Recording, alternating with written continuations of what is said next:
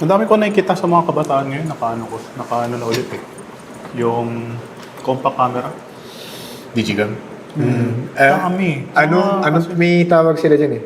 Aesthetic. Hindi. Aesthetic. Gen Z cam? Oo, basta yung may flash. Oo, basta may ano. Parang Those ano are set of friends ko, man. Parang ano rin talaga yun, no? Parang trend.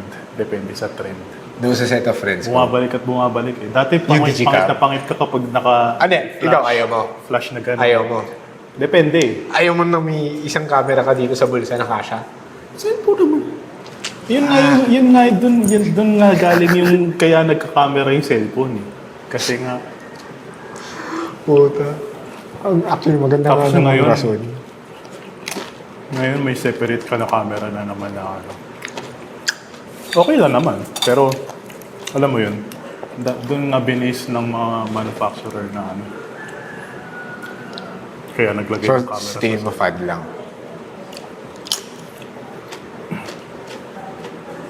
Doon may nakita ako, ginamit niya yan for a video. Ginagamit niya talaga sa Ayun, may ano mga, sa mga car meets, minsan may mga VHS eh. VHS.